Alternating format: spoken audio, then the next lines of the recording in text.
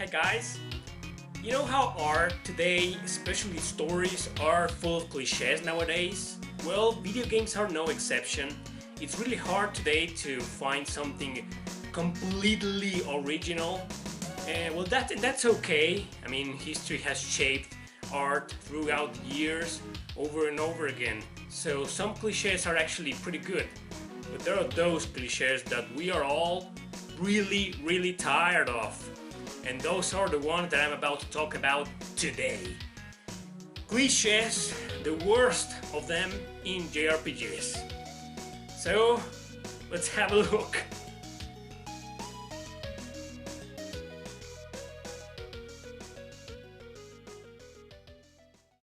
Number 10. Amnesia. Amnesia. It's a great topic to write about. Hell, even I have done it. But to overuse it over and over again, it's kind of annoying. Not too many JRPGs are centric around this illness, but man, some even go to blame most of the main story to it. We've even seen this in many of the greatest JRPGs of all time. Fortunately, in the majority of occasions, this doesn't happen. Although seeing it being reused as an excuse for a story is really lame. I mean, there are several other mental illnesses they could take advantage of, like schizophrenia or multiple personality. I have rarely seen those two being part of a plot in a JRPG. I have, but almost never. So could this be a cultural problem in Japan, or maybe with RPGs in general, regardless of the region? I don't know, but what I do know is that I'm getting tired of characters, especially protagonists, having amnesia. Number 9. Ancient Evil. Another one that has been used since, well, ancient times. There was a malevolent being, form, god, or whatever that magical, extremely powerful heroes defeated, or some super knowledgeable and outrageously prodigal wizards sealed. Now, after hundreds or thousands of years, this evil has awakened. We've seen this in so many games, so many of them, not only RPGs, no sir. This is a video game cliché. It's so cliché that some games even make fun of it. And turns out this abominable absolute evil force always comes back with half of its power so that it can be prevented and defeated by new heroes, in other words, your characters. There's even a game called Ancient Evil, not Japanese, but still. Number 8. Peaceful Village Protagonist. They always start in a peaceful town, beautiful village, or a damn farm in the middle of nowhere. These classic characters dominate the majority of RPGs, especially the medieval-like ones. To make matters worse, in some games, these villages are destroyed in a horrible exaggeration, be it because of some stupid decision the character made, or because there was something there the evil empire was looking for. Whatever the reason, these protagonists always leave this small, boring, miserable town, only to return at the end of the game to keep living there for the rest of their lives. And you know what's worse? These characters are often miraculously gifted fighters that can take on dangerous monsters, well-trained soldiers, or horrible criminals. They even train and gain experience by defeating them. What kind of logic is that? Number 7. Unfair boss fights. This has got to be one of the most irritable, annoying cliches ever in a video game. In JRPGs, it's no exception. You know those games that are easy at the beginning, then as you make progress they start getting more and more difficult? Well, that's what a good challenge is all about, right? But no, some RPGs like to put that goddamn unfair and despicable boss battle that can often ruin your entire gaming experience. On most occasions, these bosses can be defeated with a different strategy than what you've been using the entire time. That's dynamic, that's cool, but with others, they're just too damn strong, annoying, unfair, and relentless. The programmers wanted to make you suffer. There you go sometimes to level up, and sometimes that is effective, sometimes that's not. So many variations of these assholes that I'd need an entire video just to bitch about this cliché. Hey, That's not a bad idea, actually. Number 6. Sword protagonist. Why does every single damn JRPG protagonist needs to have a sword for a main weapon? I understand the sword is a symbol of bravery and heroes, but could you please make more JRPGs with characters whose main weapon is anything but a sword? It doesn't matter if the setting of the world is the past, the present, or the future. There's always gonna be a damn sword for most of your JRPG protagonists. I'm not gonna lie to you. I love the stereotype of a woman with a sword, obviously, but even I admit that overusing this, even on female characters, it's really tiresome. This has got to be one of the greatest clichés of all time in role-playing video games. Just look at all the examples I am showing. I can easily count 100 protagonists that use a sword for a main weapon in a JRPG. Perhaps even 200. Damn it. Number 5. Sibling complex. Anime is very similar to JRPGs, we all know that. But did you think anime was the only victim of getting all these obnoxious characters that have a complex with their siblings? The male, edgy, overprotective character with a pure, delicate younger sister. We've seen this 1,000 times. Sometimes it happens the other way around, as a matter of fact, but it's just every now and then. And most of the time it's the main characters. The majority of RPGs with this topic in question are a guide with a little sister. And it's so damn lame, so damn creepy when this little sister adores her brother, worships him even.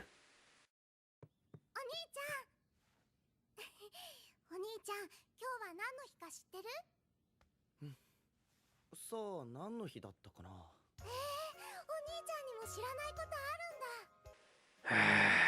Give me a break. Number 4. The Chosen One. This one never gets old. Back then, it was one of those clichés that were cool, you know? Having you play as the main character or characters who have special powers or a special ability that can change the destiny of the world. But nowadays, it's been extremely overused and it gets worse as time goes on. I have nothing against creating characters with something special. I do that too on my books every now and then, because having your average Joe being your average Joe in a fantasy adventure is not actually appealing. But why is it that most events in JRPGs lead up to that moment in which your main character turns out to be the chosen one to save the damn planet? Sometimes you know this from the beginning of the game. Others, you know it halfway through or near the end, but it doesn't matter since you saw it coming since the adventure started. So overused. Next, lolis. Overly sexualized characters is something we have seen everywhere around the world, mostly with women, often in video games. JRPGs are pretty well known for introducing to us some of the most sexualized characters ever in history. I am a man, and I am straight. I like tits and ass and legs, blah blah blah blah. But I have a strong duality towards this topic that I might have to address some other day. However, what I can't stand is this: 12 or 13-year-old girls being sexualized. What kind of fucked up market were the developers trying to reach by creating these kinds of characters and dressing them up like this? Sometimes it doesn't have to be an actual 13-year-old girl. No, they may be 2,000 years old, but with the appearance of one. Like I said, I am a guy, I like girls, but I'm not a freaking pedophile! What the fuck is wrong with Japan? Seriously. Number 2. Childhood friends. I'm gonna be honest with you. I think the reason most of us dislike this cliché is not because it has been overused thousands of times in books, anime, and movies, especially in JRPGs. I think, and this is only my perspective, we hate it because we envy it. The idea of growing up with the kids you bonded with when you were little and being able to still be friends when you're much older, You know, specifically if that special someone grew up to be a fine young man or a fine young lady, it's a real fantasy. I wish I could have lived like this, to still be best friends with my childhood buddies, including a girl. Alas, that is so far from reality. Of course, there are those who did live through this and are probably living it, but I've never met anyone in my life that has a childhood friend. In any case, this is a very annoying cliché because it hurts us, and even if it doesn't, the fact that they exploit it so much, it's really tiresome, because that's the damn fantasy out there. No, not magic, not mystical powers, not saving the world, no. Best friends forever since you're kids. That's what I call fantasy. Now I'm gonna go cry to a corner.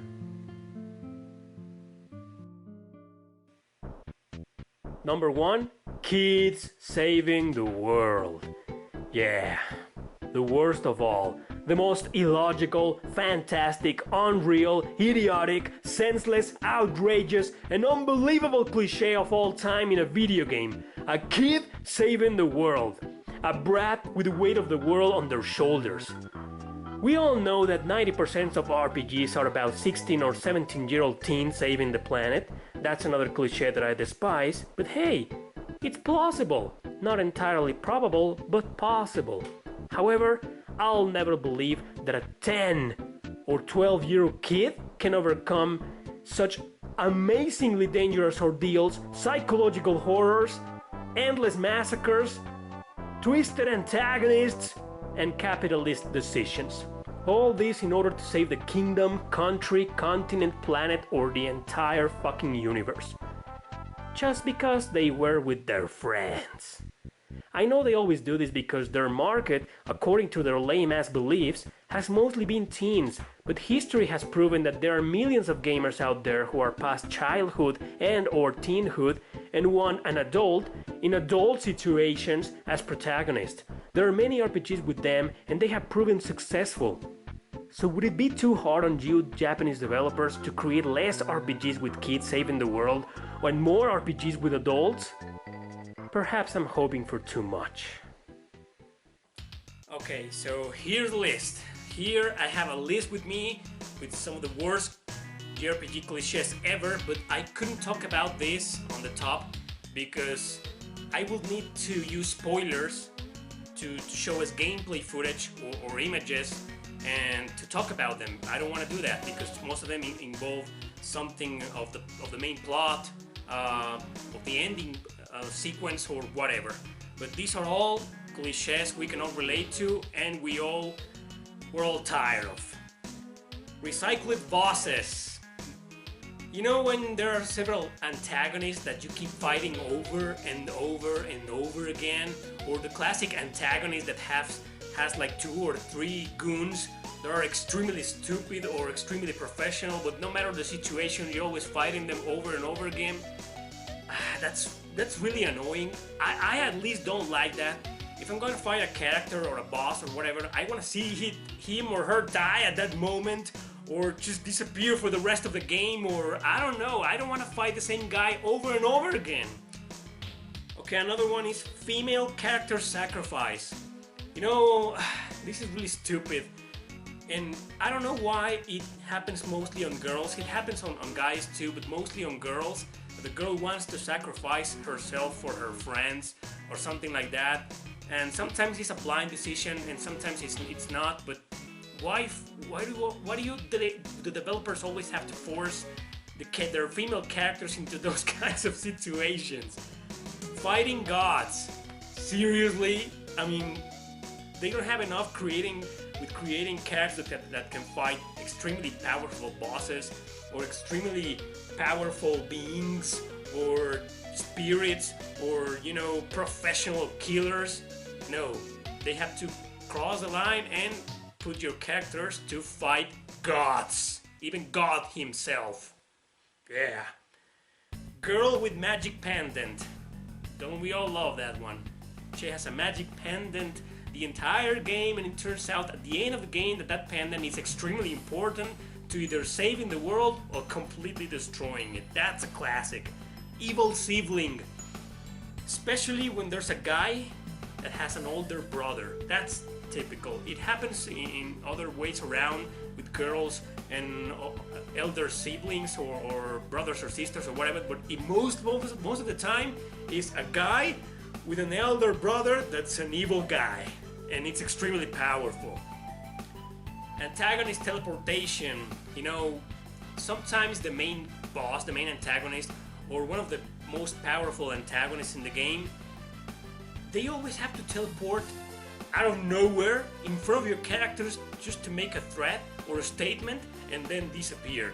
Man, if they have that kind of power, why not just kill the entire party?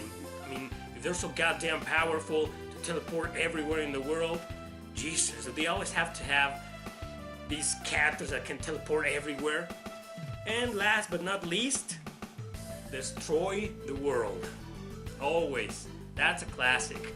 Most of the time, since ancient times, it's the classic antagonist that wants to rule the world. But no, in JRPGs, and it happens quite often, it's a guy or a girl or an entity or a god that wants to destroy the world.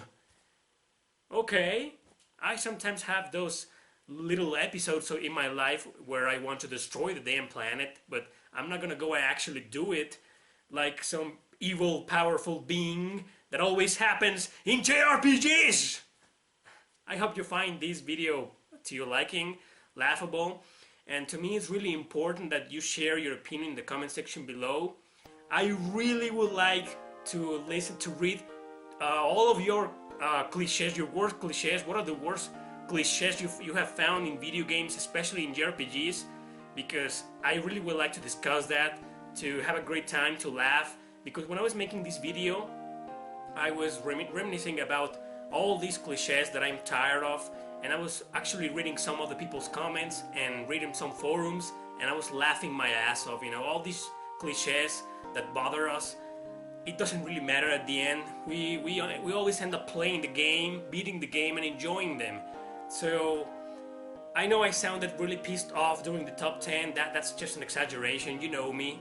That was just to try to make you laugh. If I managed to make you laugh, then I made it. You know, I'm so happy for that. If I don't take this too seriously. It's not a joke, but exaggerating my rage, it's a joke.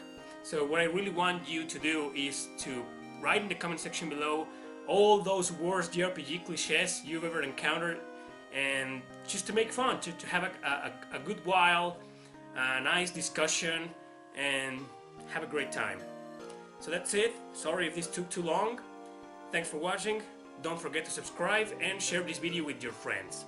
See you next time.